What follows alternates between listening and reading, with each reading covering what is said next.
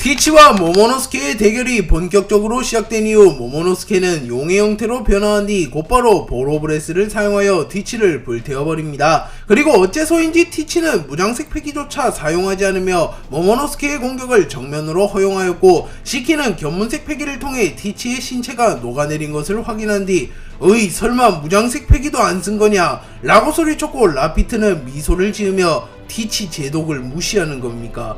뭐 자주 공격을 받아주는 양반이지만 치명상은 쉽사리 허용하지 않는 여우거든요. 믿어도 됩니다. 라고 말합니다. 그리고 라피트의 몸이 끝나기 무섭게 티치의 녹아내린 몸이 천천히 복구되었고, 이내 티치의 몸은 완전히 복구됩니다. 그리고 모모노스케는 당황하는 표정을 지으며 "검은 수염, 자연계 능력자라는 말은 듣지 못했소만" 이라고 말했고, 티치는 만족한 듯한 웃음을 지으며 "제하하하하, 이것이 오로성 세턴의 능력인가? 아주 만족스럽군. 어둠어둠 열매의 약점을 완벽히 상쇄하는 것 같군" 이라고 소리칩니다. 티치는 세턴을 꺾는 데 성공하며 세턴의 권능을 흡수하는 데 성공했고, 자연계 악마의 열매 능력자조차 상회하는 회복력을 얻게 되었으며, 신체 능력도 더욱 상승하며 그야말로 괴물이 되었고, 사왕조차 아득히 능가하는 강자로 발돋움하게 되었습니다. 티치는 모모노스케의 공격을 일부러 맞아주며 실험을 마쳤고, 모모노스케는 이 사실을 깨달은 뒤 굴욕적인 듯한 표정을 지으며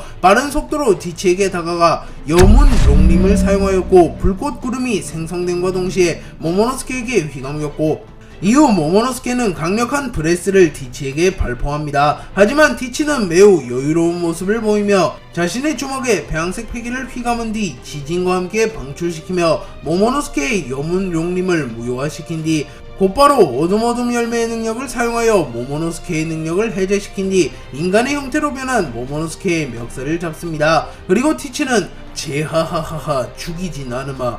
이놈에게는 알아내야 할 것이 있으니 말이다" 라고 소리칩니다.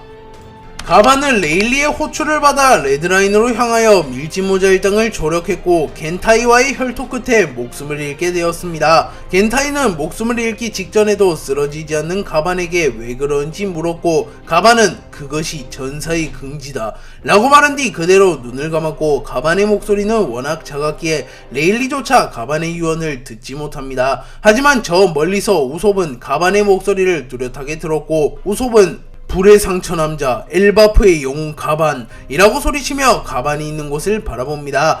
하지만 우솝과 가반의 거리는 매우 멀었기에 우솝은 가반을 볼 수는 없었지만 왜인지 모르게 가반이 죽어간다는 것만은 느낄 수 있었고, 이는 우솝의 견문색 패기가 크게 발전했음을 의미합니다. 가반은 씁쓸한 어투로 "로저 흰수염 놈들만큼은 아니더라도 멋있는 유언 하나쯤은 세상에 남기고 싶었는데" 라고 중얼거렸고, 가반은 자신의 유언을 들은 인물이 겐타이밖에 없다고 생각하며 죽었습니다. 하지만 우솝이 가반의 유언을 듣게 되었고, 우솝은 과거부터 엘바프의 거인들과 전사들을 존경하며 언젠가 자신도 용감한 바다의 전사가 되고 싶어 했기에 엘바프의 영웅이자 용감한 바다의 전사 그 자체인 가반을 동경했고, 우솝은 가반의 유언을 들은 유일한 인물이 되며 가반이 기다리는 니카, 즉 루피와 함께 세상을 구원할 전사가 될 것이며, 우솝은 가반의 의지를 이으며 용감한 바다의 전사가 되기를 다짐합니다. 가반이 죽은 뒤 레일리, 밀짚모자 일당, 샹크스 등은 가반의 장례식에 참석했고,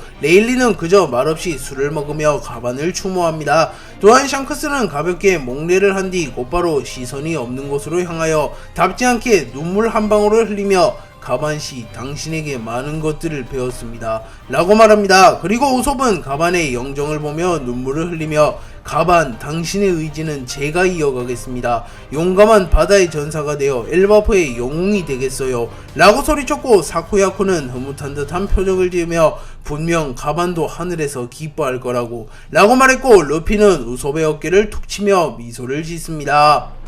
루피는 이무와의 대결에서 패배한 이후 동료들과 카미테키의 도움으로 임으로부터 탈출했지만 심각한 부상을 입게 되었습니다. 루피는 팔 쪽에 마치 신의 기사단과 같은 문신이 생겼으며 능력의 일부를 소실하게 되며 니카의 힘을 다루지 못하는 상태가 되었고, 루피는 몸을 곰으로 늘릴 수만 있을 뿐 기어 피프스나 기어 6를 사용하지는 못하는 모습을 보입니다. 그리고 초파조차 원인을 알지 못하며 절망하는 모습을 보였지만 루피는 미소를 잃지 않으며 "니시시시시, 좌절하지 말라고 초파. 꿈을 잃지 않으면 능력은 사라지지 않아 라고 말하며 무언가 확신하는 모습을 보입니다. 그리고 샹크스는 미소를 지으며 루피에게 다가왔고, 샹크스는 밀짚모장 일당의 선이 루피의 기적을 믿으세, 루피는 언제나 기적을 보여줬다고 라고 말하며 루피를 신뢰하는 모습을 보였고, 조로는 조용히 술을 들이키며 루피, 나는 언제나처럼 너를 믿는다. 기적같은 그 힘을 다시 쓰게 될 것이라고 믿어 의심치 않는다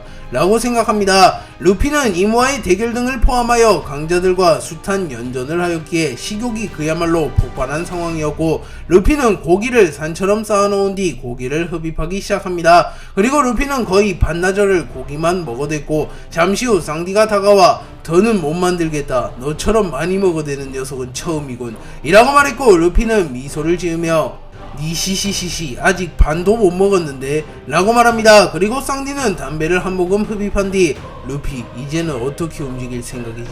라고 물었고, 루피는 너를 구해낸 것은 다행이지만 무턱대고 마리조아를 침공한 것은 내 실수가 맞았어.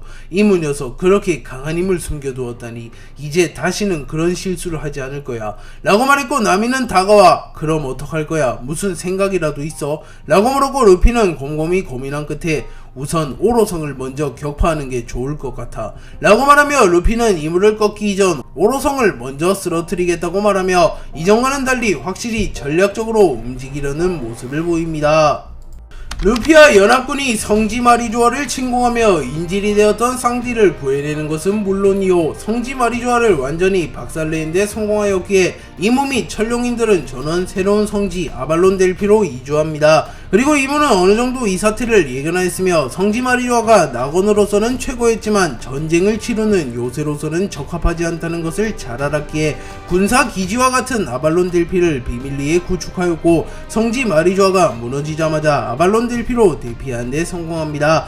이무는 아발론 델피로 이주함과 동시에 고대 문자가 빼곡히 새겨져 있으며 거대한 비석과 같은 무언가가 있는 곳으로 향했고, 그곳 지하 깊숙한 곳 실험 큐브에는 누군가의 사체가 보관되어 있었습니다. 그리고 이무는 이를 바라보며 태고의 신, 먼 옛날 신들 중에서도 단연코 으뜸에 섰던 세상의 정점, 그 누구보다 자유를 갈구했던 전사였으나 결국 사상이 변질되어 지배를 갈구하게 되었고, 유일신이 되어 세상의 정점이 되기 위해 전쟁을 일으켰고, 결국 그는 우리와 함께 니카를 포함한 신들을 무너뜨리는 데 성공했다. 하지만 모종의 사건으로 인하여 힘을 소실한 채 봉인되었고, 나는 운이 좋게도 그의 사체를 손에 넣게 되었지.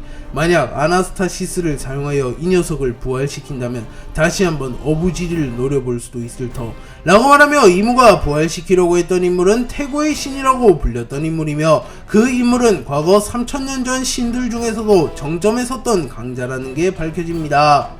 이무는 과거 갓벨리 사건이 일어나기 직전 마샬디 티치의 어머니이자 마샬디 에이버리의 후손인 마샬디 에리스를 포획했다는 소식을 보고받습니다. 갈링은 우연히 갓벨리라는 섬에 들렀다가 데빌족과 마샬디 에리스와 마샬디 티치를 발견하게 되었고, 곧바로 오로성을 찾아갑니다. 그리고 갈링은 다음 인간 사냥의 개체지로 갓벨리를 강력히 추천합니다. 분명 두령께서도 기뻐하실 겁니다. 그곳에서 두령께서 찾던 물건들을 찾아냈습니다 라고 보고있고, 세터는 감히 그분을 입에 담지 마라 갈링. 그분의 존재를 아는 자는 극소수에 불과하다.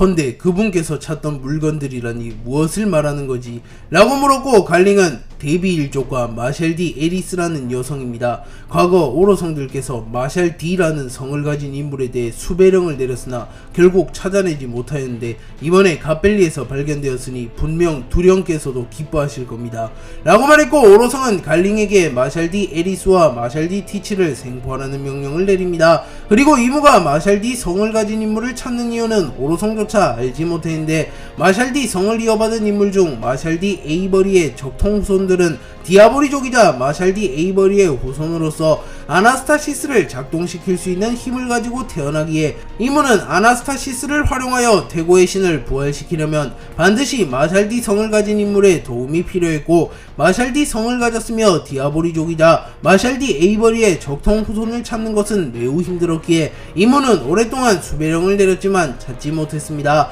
하지만 갈링이 우연히 마샬디 에리스와 마샬디 티치를 발견하게 되었고, 이 소식은 이무에게도 보고됩니다. 그리고 이무는 만족한 듯한 모습을 보이며 갈링이라 피거랜드가에는 3기에 걸쳐 걸물들이 나타났었지. 그 역시 자질이 꽤나 뛰어나보군. 이라고 말했고 나츠로는 젊은 시절에 갈링의 실력을 인정하며 갈링은 역대 신의 기사단 중에서 독보적인 실력을 자랑하고 있습니다. 분명 세계 정부의 크나큰 전력이 될 인재입니다.